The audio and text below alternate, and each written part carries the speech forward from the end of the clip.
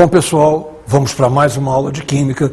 Nosso tema hoje são as reações de adição, que são reações de extraordinária importância industrial, como, por exemplo, a que faz a gordura vegetal hidrogenada, que é absolutamente essencial à indústria de margarinas e à indústria de sorvetes. Vamos ouvir alguma coisa mais a respeito disso?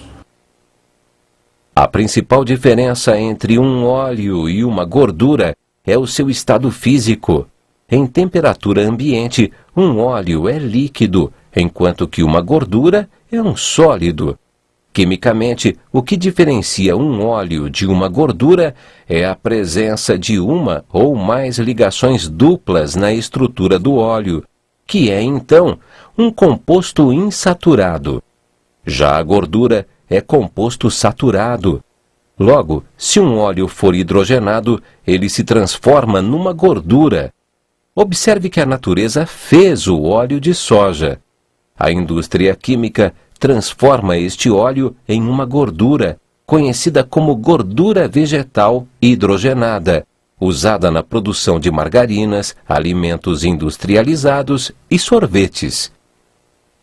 Então agora você sabe diferenciar o que é óleo, o que é gordura. Frequentemente, quando a gente diz que a comida está gordurosa, em verdade ela está cheia de óleo. Você sabe tanto a diferença física, que é o estado físico, quanto a diferença química, que é a presença ou ausência de ligações duplas. Sempre dá para aprender mais alguma coisinha. Vamos então agora começar efetivamente a nossa aula de reações com o processo de Sabatier-Sanderhan.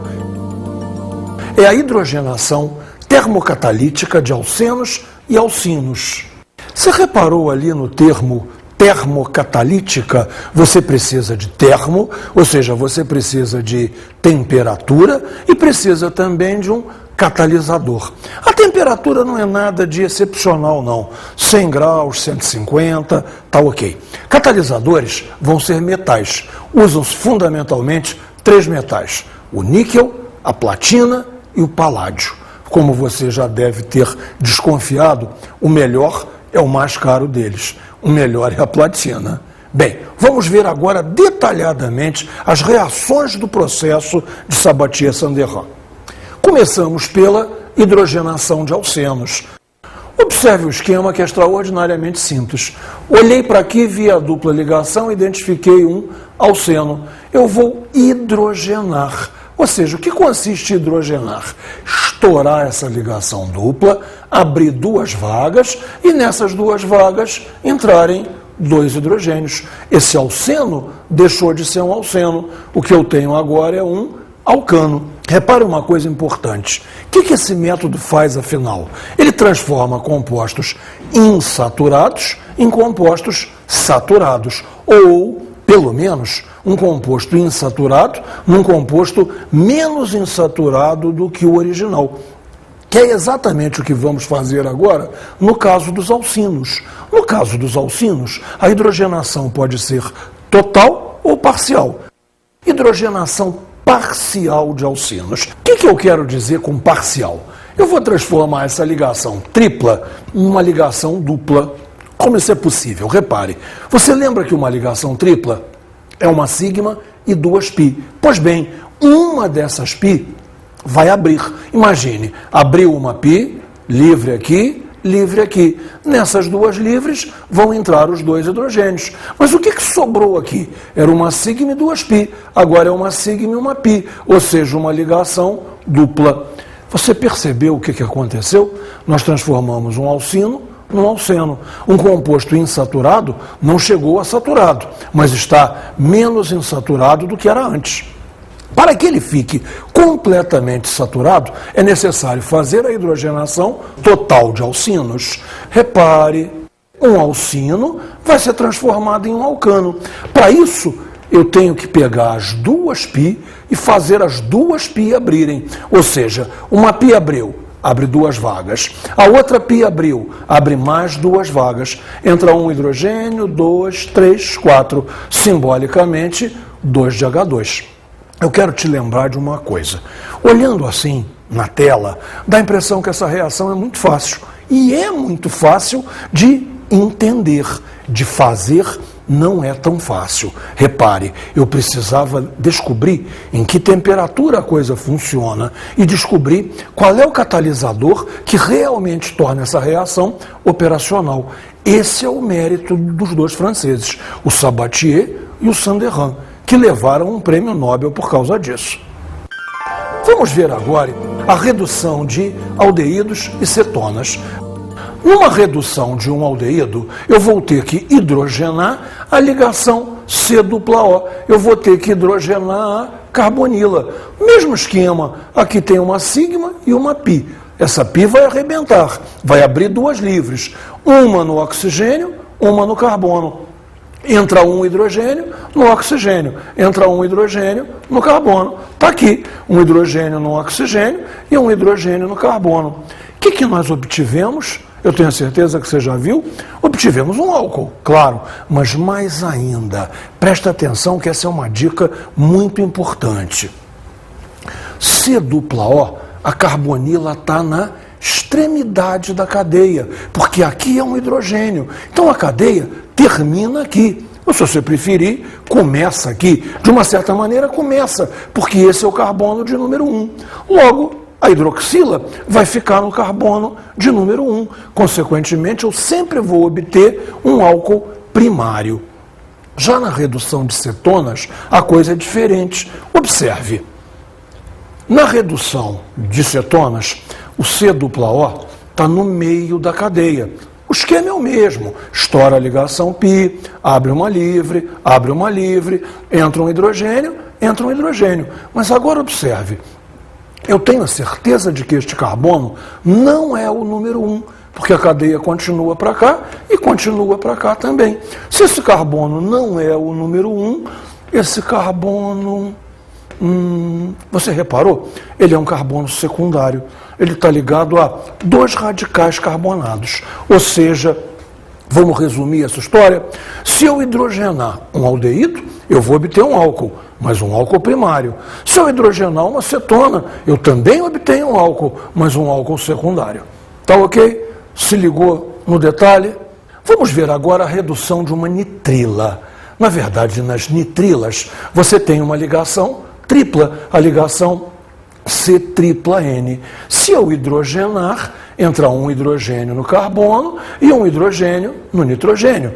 Isto é uma função secundária, isto é a função imina, que não nos interessa. Imina é quando eu tenho um nitrogênio preso por dupla, não é uma função importante. Então a boa ideia é deixar a reação prosseguir para que possamos atingir a hidrogenação total. Veja, partimos então da imina. Hidrogenamos a imina e agora o que você obtém? Uma estrutura super familiar a nós, a estrutura de uma amina. Uma amina, C, 2 hidrogênios, NH2. Tá certo? Você tem aí a estrutura de uma amina. Bem, vamos ver então agora a redução de isonitrilas, que é em tudo semelhante à redução das nitrilas.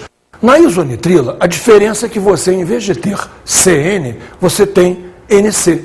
Com a hidrogenação, os dois hidrogênios se colocam no carbono. E eu estou com novamente uma estrutura de imina, onde o nitrogênio é preso por uma dupla, preso a um CH2. Novamente, essa imina não me interessa. Vamos então completar essa hidrogenação. Vamos lá? Partindo da imina, hidrogena novamente, estourou aqui, entra um hidrogênio aqui e um hidrogênio para o carbono. Então temos um metil aqui, NH e um radical. Também obtivemos uma amina, mas repare, nessa amina, 2 hidrogênios estão substituídos. 2 hidrogênios da amônia substituídos por 2 radicais. Então esta é uma amina secundária. Quando nós partimos da nitrila, tínhamos uma amina primária. Vamos resumir? Hidrogenação de nitrila, amina primária. Hidrogenação de isonitrila, amina secundária. Combinado assim? Bem, vamos agora ver as adições aos ciclanos. Aparentemente, um ciclano não deveria dar reação de adição, uma vez que ele é um composto saturado. Bem, as coisas não são tão simples assim. Os ciclos menores, como o ciclopropano e o ciclobutano, têm ângulos que naturalmente valem 60 graus, no caso do ciclopropano, que é um triângulo equilátero, e 90 graus, no caso do ciclobutano, que é um quadrado. Esse ângulo está bem longe do ângulo teórico da saturação, que é 109,28. Isso leva a que a molécula tenha uma certa tensão. Ou seja, esse ciclo, se adequadamente excitado, pode quebrar. Quebrando, solta as pontas e as adições vão ser uma em cada extremidade. Eu vou te dar uma imagem que é meio engraçada, mas eu acho que está correta. Imagine assim, imagine o ciclo como se fosse um cachorro que tivesse mordido o próprio rabo. Se aonde ele mordeu o próprio rabo soltar, ou seja, quando ele largar a mordida, as ligações livres serão na boca e no rabo. Ou seja, as pontas é que vão sofrer a adição. Fica fácil de pensar assim. Não sei se é um exemplo muito bem educado, não sei se os cachorros vão concordar, mas fica muito fácil para entender. Observe aqui. Temos aqui o ciclopropano, que vai ser clorado, ângulos de 60 graus, tensão interna, tendência a estourar. Estoura e aonde vão entrar os cloros? Nas pontas. Entra um cloro numa ponta, entra um cloro na outra ponta e a cadeia se lineariza. Ou seja, a cadeia atinge o ângulo teórico de 109 graus e 28 minutos, que é o ângulo da saturação. No ciclobutano, você tem o quadrado, você tem o ângulo teórico de 90 graus, 90 está longe de 109, vai quebrar. Vai quebrar e abrir as vagas nas pontas. Ou seja, um cloro entra numa ponta, o outro cloro entra na outra ponta. E a estrutura novamente se lineariza. Sempre vai ser assim. Agora, esse sempre é muito restrito. Esse sempre é com o ciclo propano e com o ciclo butano. Com o ciclo pentano, certamente não acontece mais. Repare, a estrutura é um pentágono. O ângulo interno de um pentágono é um ângulo de 108 graus, muito próximo ao ângulo teórico de 109,28. Ciclo pentano já é um ciclo estável, já não estoura. Do ciclo pentano, ciclo hexano, ciclo heptano para frente, nenhum deles mais estoura. Se nenhum deles mais estoura, não há mais reação de adição. O que vai acontecer se eu tentar, por exemplo, clorar o ciclo hexano? A cloração do ciclo hexano não vai estourar, não existe aqui ângulo de 120 graus, não existe, ponha isso na tua cabeça. Parece 120, seria 120 se essa estrutura fosse plana, mas essa estrutura não é plana, essa estrutura é reversa. E o ângulo é de 109,28, logo não estoura. Que reação é possível? Se adição não vai, substituição é a escolha. Um hidrogênio sai com um cloro, formação de HCl, e o cloro ocupa o lugar que estava originalmente ocupado pelo hidrogênio. Então veja bem, aquelas que estouram o anel só com um anel de 3 ou com um anel de 4. Para anéis de 5 em diante, não há maneira mais de você quebrar o anel. Vamos ver agora a halogenação de alcenos e alcinos. Praticamente tudo que foi feito na hidrogenação pode ser repetido com a halogenação. Agora, o funcionamento é completamente diferente, o mecanismo é completamente diferente por um motivo muito simples. Os halogênios são muito mais reativos. Vamos imaginar, por exemplo, uma bromação, ou seja, uma adição de bromo a um alceno. A reação se passa em diversas etapas. Vamos ver etapa por etapa. A primeira fase é a cisão heterolítica do bromo.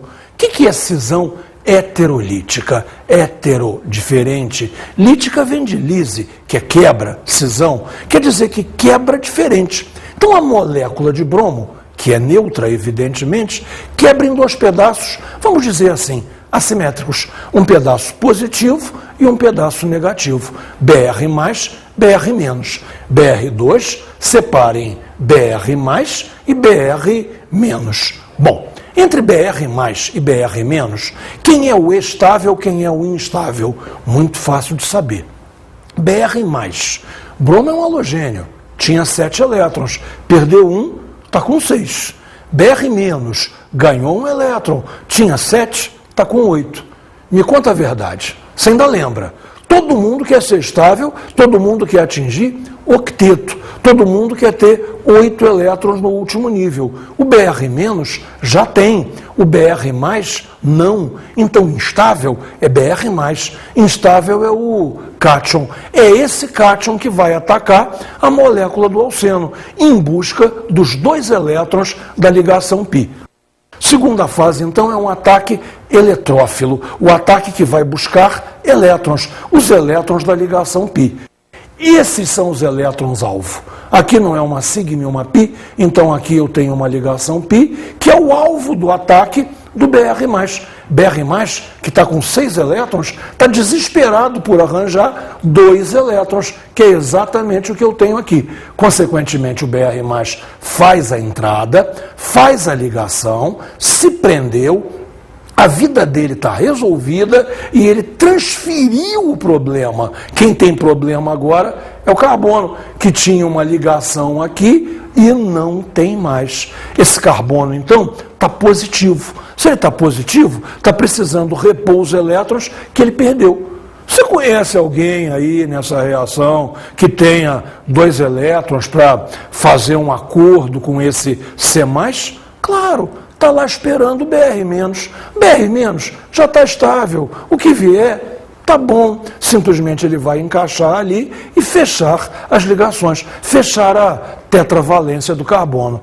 A terceira fase é a fase final da reação. Repare, o BR- negativo, atraído por esse centro de cargas positivo aqui, vai entrar. Simplesmente eu vou ter um bromo do lado do outro, um bromo do lado do outro. Você sabe como é que se chama isso? Um derivado dibromado, porque tem 2 bromos. Se fossem 2 cloros, diclorado. Genericamente, dihalogenado. Agora eu vou citar que eles estão em carbonos vizinhos, um carbono do lado do outro. Isso a gente chama de um derivado dibromado vicinal. E às vezes acusam a gente de falar complicado. Tão simples, derivado de bromado vicinal. Você deve estar rindo aí dizendo simples para quem sabe. E eu concordo com você. Resumindo então a halogenação de alcenos. Veja o esquema. Está aqui o alceno. Está aqui X2, que é a molécula do halogênio. A ligação dupla arrebenta, entra um X aqui, um X aqui. Um X vizinho de outro X. Como é que é o nome mesmo? Você guardou? Derivado dihalogenado, como é que diz que são vizinhos? Vicinal. Isso mesmo. Bem, agora vamos partir para alcinos. Alcinos, se você entendeu alceno, alcino é o mesmo esquema 2 vezes. Total, parcial. Vamos então agora ver a halogenação parcial de alcinos. Me acompanhe no esquema. Olha só, aqui nós temos a molécula do alcino. E aqui a entrada de uma molécula de X2. Uma ligação π arrebenta, aparece uma ligação dupla, a tripla virou dupla e entraram 2 átomos de X, aqui e aqui. É um derivado dihalogenado? É. Vicinal? É. Agora, peraí, como é que eu vou convencer a hidrogenação, a halogenação, a ser total ou a ser parcial? Tudo se resume no controle estequiométrico. Repare, essa reação é 1 para 1. Se eu colocar mais de X2, eu vou estar favorecendo a halogenação total. Então eu tenho que controlar. X2 tem que ser pouco. X2 tem que estar faltando. 1 mol para 1 mol, ou melhor ainda por segurança, 1 mol para menos do que 1 mol. Aí eu tenho um controle sobre o que está acontecendo. Já na halogenação total de alcinos, que é o que nós vamos ver agora, eu preciso da entrada de 2 de X2. Ou seja, a proporção é de 1 para 2. Qual é o truque, então, de controle? Colocar 1 para 2 exatamente, ou mais, exagerar na quantidade de halogênio, para garantir que a halogenação vai ser total. Aí eu tenho a certeza que as ligações π todas serão quebradas. Repare, eu tenho uma tripla, 2 vagas, 2 vagas. Então eu tenho a entrada de 4 átomos de halogênio. O que eu obtenho, então? Um derivado tetrahalogenado. Se você quiser dizer que ele é vicinal, você faz muito bem. Tá ok? Foi fácil. Bem, vamos ver agora a adição de HX. Quem pode ser HX? HCl, HBr, HI, alcenos e alcenos. Bem, nós agora temos um problema. Se a adição é de HX, tem que entrar um H e um X. Ou seja, tem que entrar 2 átomos diferentes. Pela primeira vez, nós temos que decidir quem entra aonde. Antigamente eu tinha uma entrada de 2 hidrogênios, ou 2 cloros, ou 2 bromos, ou seja, não havia a menor importância de quem entrava onde, não havia nem essa lógica. Agora não, eu tenho a entrada de um hidrogênio e de um halogênio, de um H, que é um radical positivo, e de um X, que é um radical negativo. Repara que eu estou usando a palavra radical de maneira bastante livre. Em verdade, aí seria um átomo, um ligante, e esse positivo e negativo são tendências. O H tende para H+, o X tende para X-. E é isso que vai resolver o nosso problema. Quem matou a charada foi um químico russo chamado Markovnikov, que criou uma regra que dá certo, funciona lindamente e passou a história da química conhecida pelo nome de regra de Markovnikov. O que ela preconiza? É muito fácil. O hidrogênio, que é a parte positiva, vai se prender ao carbono mais hidrogenado. Você vai filmar o carbono da dupla ou o carbono da tripla e olhar para os dois lados. Aonde tiver mais hidrogênio, o hidrogênio entra. No outro, entra o outro ligante. Vamos ver isso na prática? Observe aqui. Repare só. Nesse carbono você tem 2 hidrogênios. Nesse carbono você tem um hidrogênio só. Então, o hidrogênio vai entrar aqui, aonde existem 2 hidrogênios. Alto lá, alto lá. Não. Se você está olhando para o outro carbono, que tem 3 hidrogênios, você está completamente errado. É claro que ele tem 3 hidrogênios, mas nada pode entrar ali. A adição é na dupla ligação. Então, foca teu olho para a dupla. É ali onde as coisas estão acontecendo. Você sabe qual é o nome científico disso? Centro ativo da molécula. O centro ativo é a dupla, é onde as coisas estão acontecendo. Foca teu olho. Nesse carbono, 2 hidrogênios. Nesse carbono, um hidrogênio só. Consequência, o hidrogênio vai entrar aonde existem 2 hidrogênios. E o outro ligante, seja ele qual for, claro que nesse caso é o cloro, mas o outro ligante, seja ele qual for, vai para o outro carbono. Então repare, o hidrogênio entrou aqui na ponta e o cloro veio aqui para o meio. Repara uma coisa novamente. Eu tinha certeza que o composto ia ficar saturado. Eu parti de alceno. Só tinha uma ligação π para quebrar. Então o nome do composto final eu já sabia. Cloropropano. Agora, aonde o cloro? O cloro a gente viu que foi para o meio, mas isso só foi decidido com o uso da regra de Markovnikov, que vamos usar para todas as outras reações que virão. Bem, vamos resumir então a hidrohalogenação de alcenos. Repare só no esquema, está aqui o alceno, HX, está aqui a dupla. Num dos carbonos vai entrar H, no outro carbono vai entrar X. E como é que você decide quem entra onde? Regra de Markovnikov. Ok? Vamos ver agora como funciona quando forem alcinos. Me siga. Vamos ver a hidrohalogenação parcial de alcinos. Temos aqui a ligação tripla, uma sigma e 2 π. Uma das ligações π vai arrebentar, abrindo 2 vagas. Nessas 2 vagas vão entrar o hidrogênio e o X. Observe o seguinte, não há como aplicar Markovnikov agora, porque nenhum dos carbonos é hidrogenado. Consequentemente, a entrada do hidrogênio e do halogênio são absolutamente aleatórias. Vamos ver que na hidrohalogenação total de alcinos não é assim. Me acompanhe. Na hidrohalogenação total de alcinos, o esquema que vamos olhar é esse. Eu tenho aqui uma ligação tripla, então eu tenho duas ligações π. Se eu tenho duas ligações π, uma delas é a primeira a arrebentar. Faz de conta que arrebentou uma e entrou um hidrogênio e entrou um X. Quando estourar a outra ligação π, este carbono, que já tem um hidrogênio, naturalmente é o carbono mais hidrogenado, porque o outro carbono não tem hidrogênio nenhum, só tem um X. Logo, a presença de um hidrogênio atrai o outro. De uma certa maneira, a presença de um X atrai o outro. Então, repara, como é que eu vou batizar essa estrutura? Essa estrutura tem dois halogênios, então é um derivado dihalogenado. Vicinal?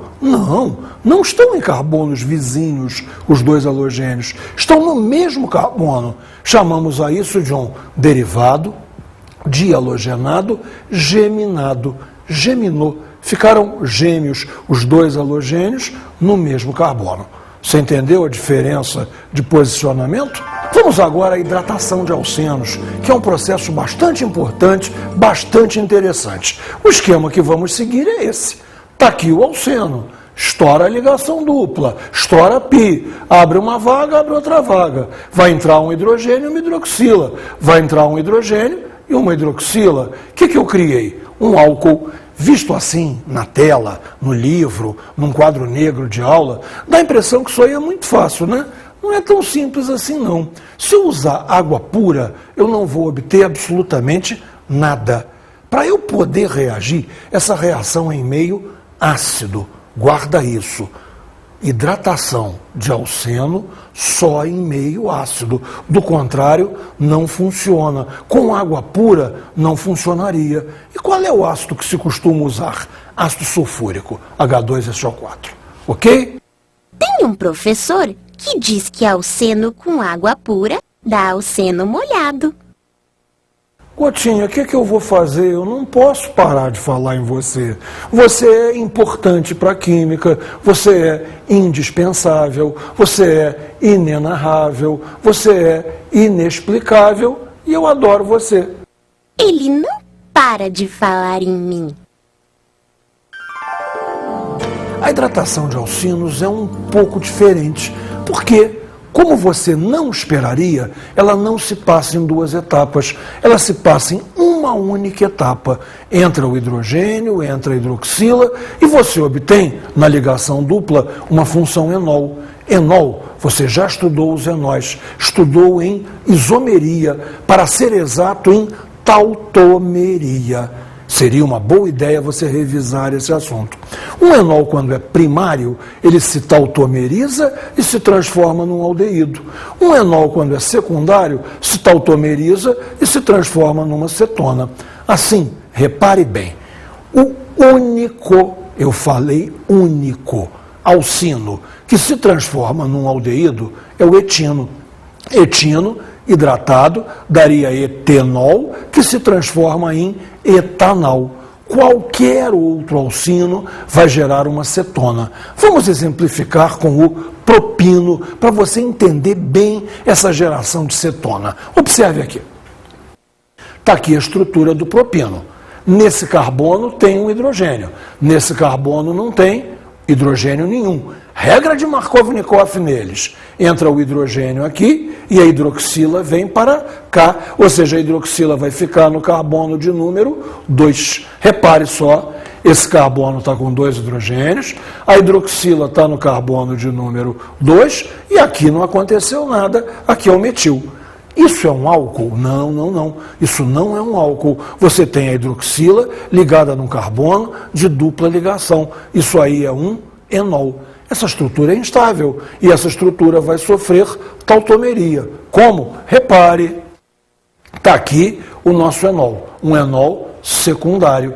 Esse hidrogênio vai dar um passeio e se ligar nesse carbono daqui, que passará a ser CH3. Logo, essa ligação que era dupla tem que passar a ser simples. E para onde vai essa dupla? Para o O. Então, repare, o C apareceu com dupla O e o hidrogênio que estava aqui virou CH3. De uma certa maneira, repara, a ligação dupla trocou de lugar.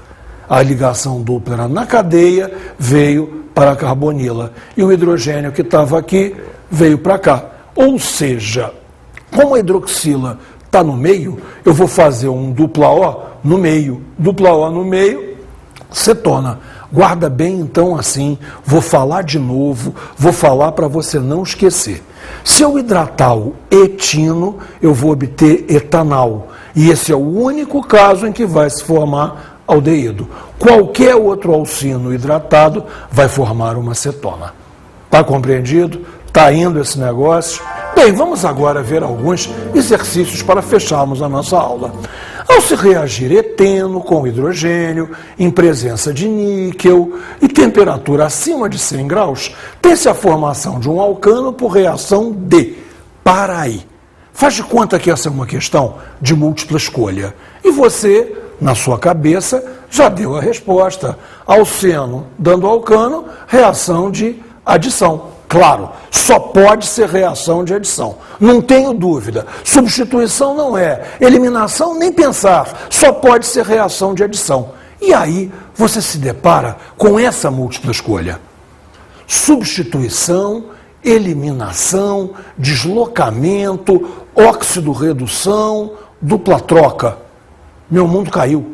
Cadê a resposta? Cadê aí a reação de adição? E aí você para, chama o fiscal, diz que a prova está errada, diz que está tudo errado, diz que o mundo acabou. Calma.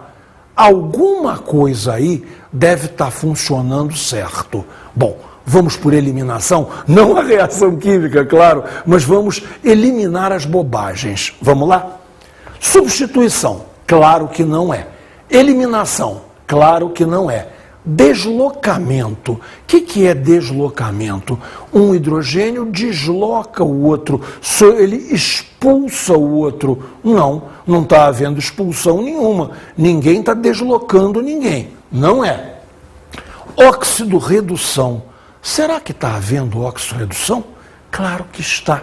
O hidrogênio era uma substância simples, ou seja, tinha número de oxidação 0. Quando ele se ligou à cadeia carbonada, esse hidrogênio agora é mais 1. Então o hidrogênio passou de 0 para mais 1, sofreu oxidação. Logo ele é um agente redutor. E essa é uma reação de óxido-redução.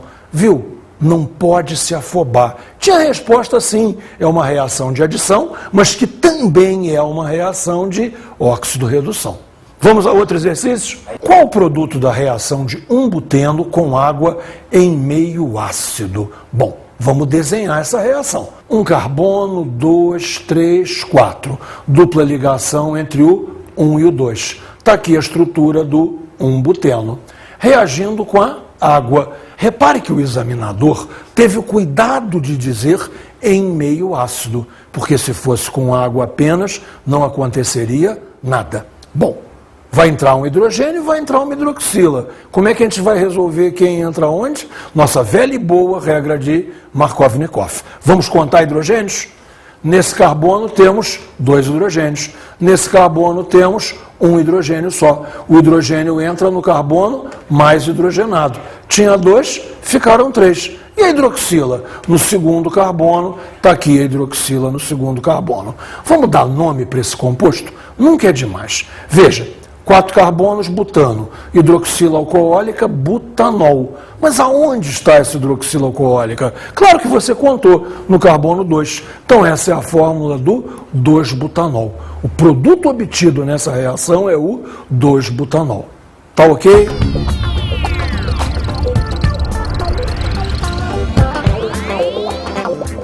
Bom, minha dica de estudo para você é muito simples.